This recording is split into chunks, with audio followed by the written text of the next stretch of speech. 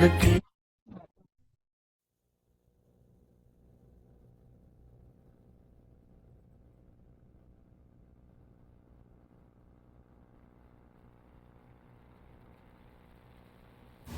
பரிசுத்த நாமத்திற்கு மகிமை உண்டாவதாக. இந்த அருமையான தருணத்துல கிறிஸ்துவின் நாமத்தினாலே உங்களை சந்திப்பதில் மிகுந்த சந்தோஷம். இந்த நாள்ல சங்கீதம் 57 1வது வசனம் வாசிக்கலாமா?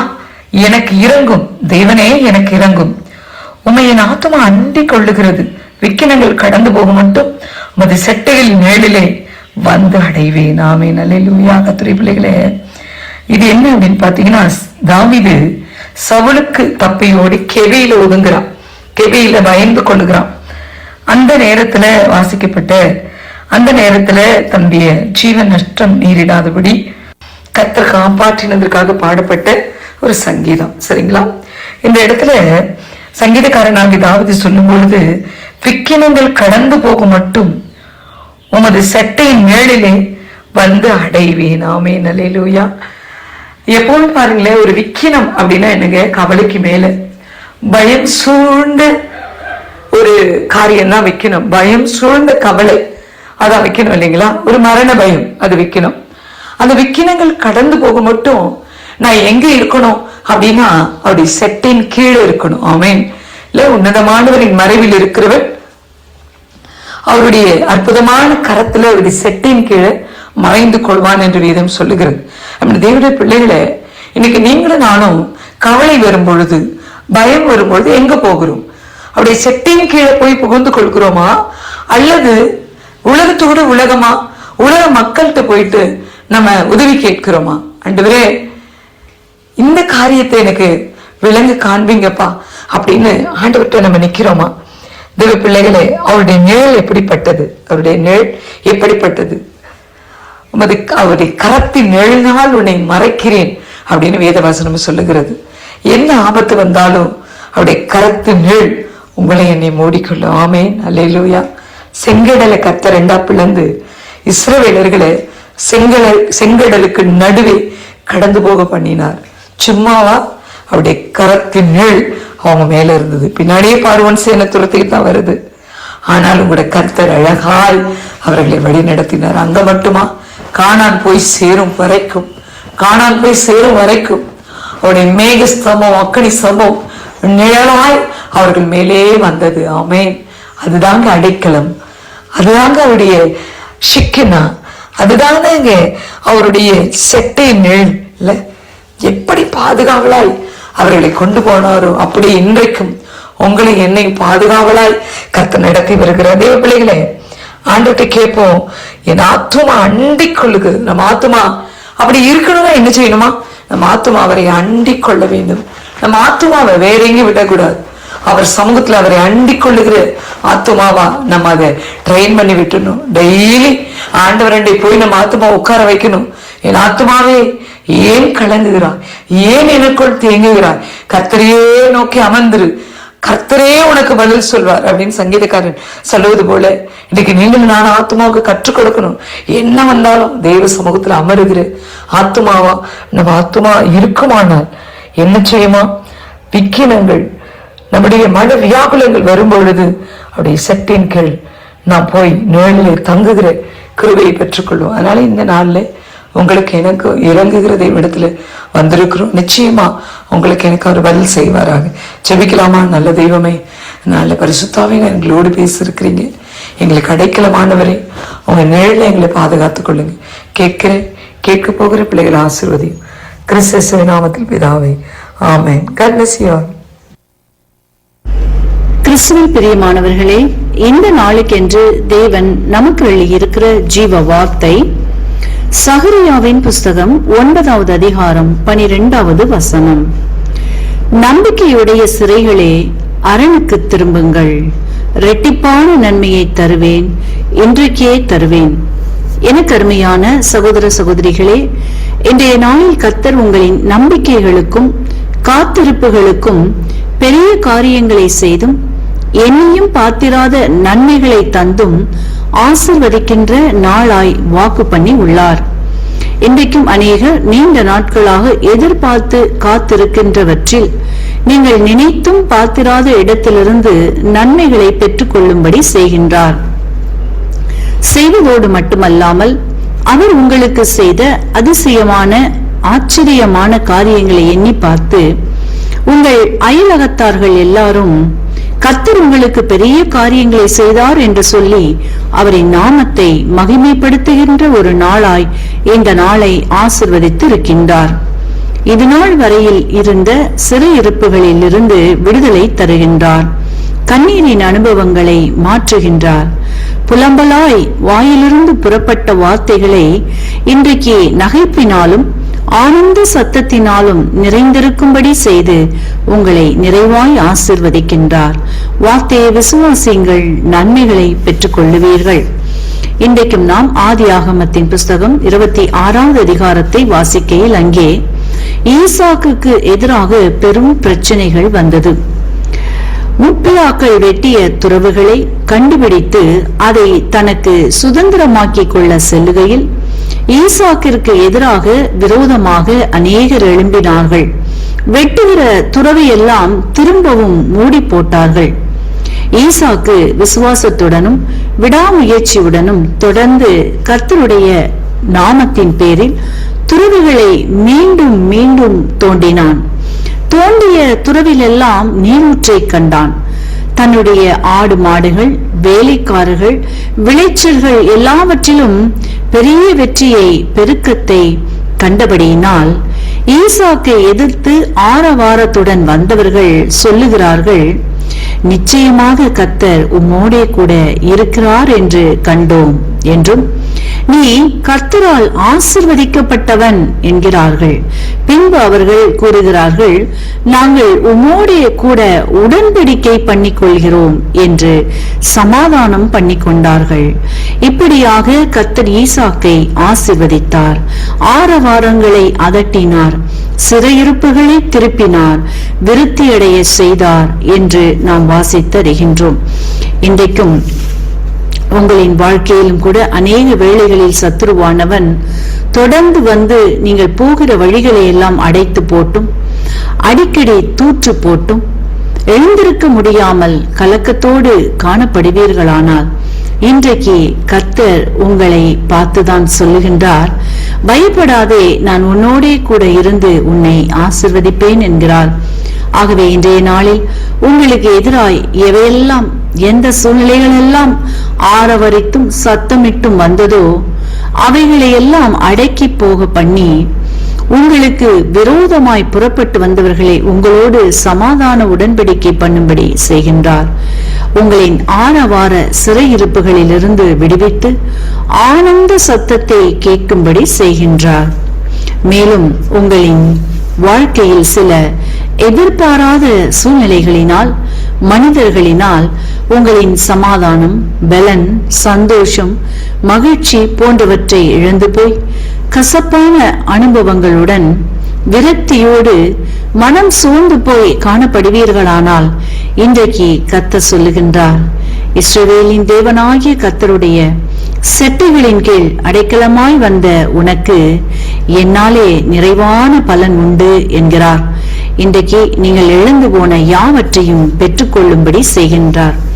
இதனால் உங்களை பார்க்கின்ற உங்கள் அயலகத்தார்கள் எல்லாரும் உங்களுக்கு கர்த்தர் செய்த அற்புதங்களை, அதிசயங்களை, தயவை எண்ணி ஆச்சரியப்படும்படி உங்களை ஆசீர்வதித்து நடத்த போகின்றார்.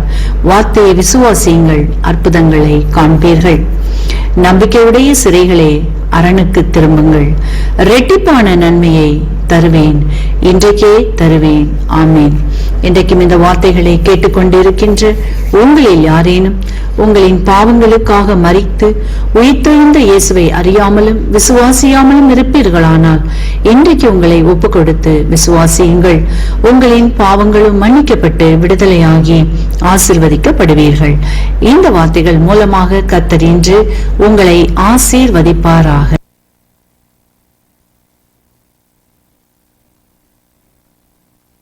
கிறிஸ்துவுக்குள் பிரியமான சங்கமம் தமிழ் கிறிஸ்தவ வானொலி நேயர்களுக்கு அன்பின் வாழ்த்துக்கள். இன்றைய மன்னா நீங்கள் தம்முடைய அடிச்சுவடுகளை தொடர்ந்து வரும்படி உங்களுக்கு மாதிரியை பின்வைத்து போனார். 1 பேதுரு 2:21.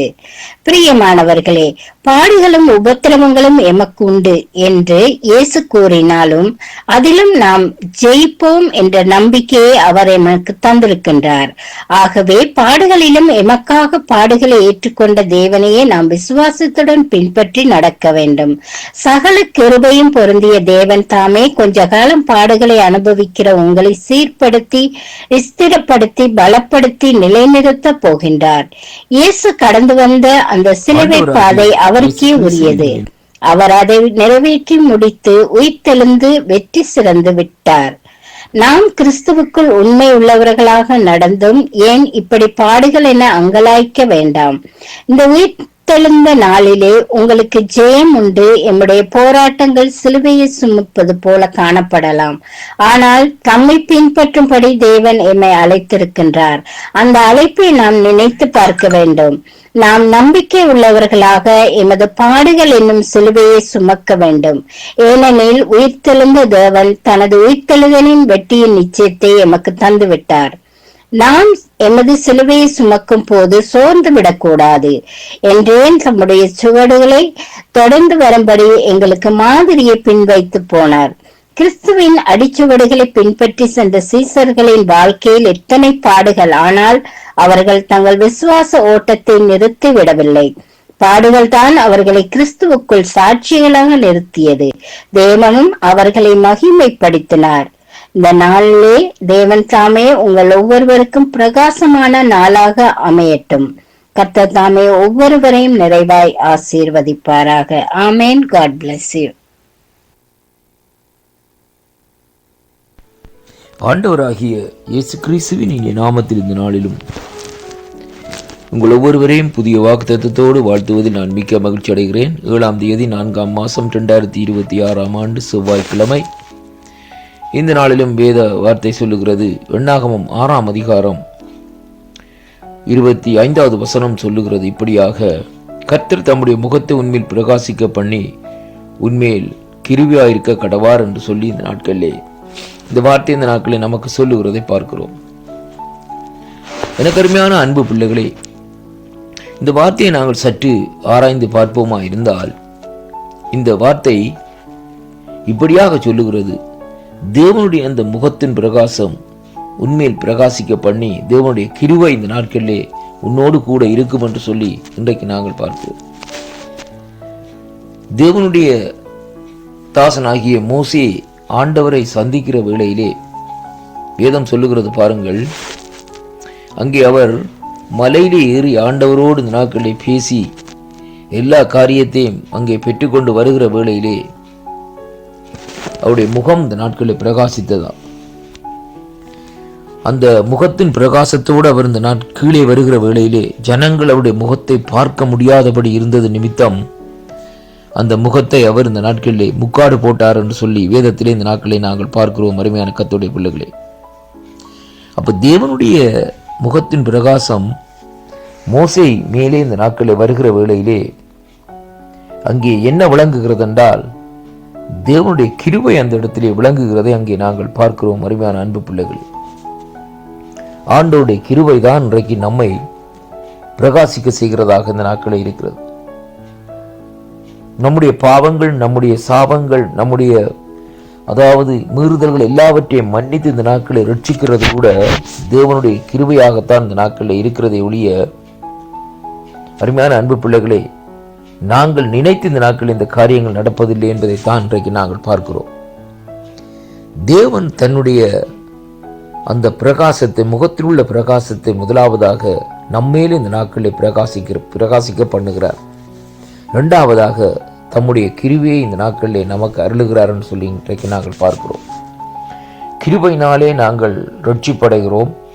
கிருபையினாலே இந்த நாட்களிலே தேவனுடைய சமூகத்தை நாடுகிறோம். கிருபையினாலே இந்த நாட்களிலே அவருடைய நாமத்தை உயர்த்துகிறோம். கிருபையினாலே இந்த நாட்களிலே அவருடைய நாமத்தை போற்றி பாடுகிறோம். அருமையான அன்பு பிள்ளைகளே, இன்றைக்கு ஒரு மனுஷன் இந்த நாட்களிலே அதை செய் இதை செய்ய என்று சொல்லி இந்த நாட்களிலே சொல்லி செய்ய முடியாது. தேவன் நமக்கு கொடுக்கிற கிருபை தான், அந்த கிருபையின் மூலமாய்த்தான் தேவனுடைய ரட்சிப்பு நமக்குள்ளே இந்த நாட்களிலே அங்கே அன்னிதினமும் இந்த நாட்களிலே பரிபூர்ணப்பட்டு கொண்டிருக்கிறதை பார்க்கிறோம். அருமையான அன்பு பிள்ளைகளே, இந்த ரட்சிப்பு கூட வேதம் சொல்லுகிறது, முடிவு பரியந்த நிலைப்பவனே ரட்சிக்கப்படுவான் என்ற வார்த்தையின்படி அந்த ரட்சிப்புக்குள்ளே முடிவு பரியந்தம் இந்த நாட்களிலே நிலைநிற்க வேண்டும். ஆண்டவர் தன்னுடைய ரட்சிப்பை நமக்கு இந்த நாட்களிலே அனுப்புகிற வேளையிலே முதலாவதாக பாருங்கள், அவர் நம்மை இந்த நாட்களிலே நம்முடைய இருதயத்திலே இந்த நாட்களிலே அவர் இந்த நாட்களிலே பிரகாசிக்க பண்ணுகிறார். அருமையான கர்த்தருடைய பிள்ளைகளே, அவருடைய பிரசன்னம் இந்த நாட்களிலே நம்முடைய இருதயத்தை நிறைத்து இந்த நாட்களிலே நம்முடைய முகத்தை பிரகாசிக்க பண்ணுகிறதாக இந்த நாட்களிலே இருக்கிறது. அதற்கு பின்பாக இந்த நாட்களிலே அவருடைய கிருபை அந்த பிரகாசம் நம்மை விட்டு குறைந்து போகாதபடி தொடர்ந்து நடத்துகிறதை பார்க்கிறோம். ஆனால் சில வேளைகளிலே நம்முடைய மீறுதல்கள், அதாவது நாங்களே இந்த நாட்களிலே ஆண்டவரை விட்டு இந்த நாட்களிலே விலகி போகிற வேளையிலும் ஆனால் ஆண்டவருடைய கிருபை நம்மோடு இந்த நாட்களிலே கூட இருந்து நடத்தும் என்பதைத்தான் இன்றைக்கு நாங்கள் பார்க்கக்கூடியதாக இருக்கிறது. என்னுடைய ஆண்டவர் பாருங்க, ஒரு ஆசீர்வாதத்தை ஒருவனுக்கு அருளினார் இருந்தால் அந்த ஆசீர்வாதத்தை அவர் எடுத்துக்கொள்ள மாட்டார். ஆனால் அவர்களாகவே அந்த ஆசீர்வாதத்தை இழந்து கொள்ளக்கூடியதாக இந்த நாட்களில் இருக்கிறது. அதனாலே கிறிஸ்துவுக்குள் அன்பான அன்பு பிள்ளைகளே, இன்றைய நாளிலும் அவருடைய முகத்தின் பிரகாசத்தை இந்த நாட்களே நாடுங்கள். அவர் உங்கள் மேல் இந்த நாட்களை பிரகாசிக்கும்படியாக அவரிடத்தில் இந்த நாட்களை வேண்டிக் கொள்ளுங்கள். அவருடைய கிருபை நம்மை நடத்த வேண்டும் என்று அனுதினமும் இந்த நாட்களிலே நாங்கள் ஆண்டவரிடத்திலே கேட்போமா இருந்தால் முடிவு பரியந்தம் இந்த நாட்களிலே அவருடைய கிருபை இந்த நாட்களிலே நம்மை நடத்தி செல்லுகிறதை பார்க்கிறோம். இந்த அருமையான ஒரு வாக்குத்தத்தம் இந்த நாட்களிலே இந்த யாத்ரா புஸ்தகத்திலே இந்த நாட்களிலே சொல்லப்பட்டது, எண்ணாகமத்திலே சொல்லப்பட்டதின் நிமித்தம் இந்த நாட்களை பார்ப்போமா இருந்தால் அங்கே இஸ்ரவேல் புத்திரர்களை இப்படியாக சொல்லி ஆசீர்வதிக்கும்படியாக கர்த்தர் இந்த இடத்திலே பாருங்கள் அங்கே மோசேக்கு கற்பித்து கொடுத்த காரியமாக இந்த நாட்களில் இருக்கிறதை பார்க்கிறோம். அதனாலே அன்பு பிள்ளைகளே, இந்த வாக்குத்தத்தங்களை விசுவாசியுங்கள், தேவனிடத்திலே திரும்புங்கள். ஆமென்.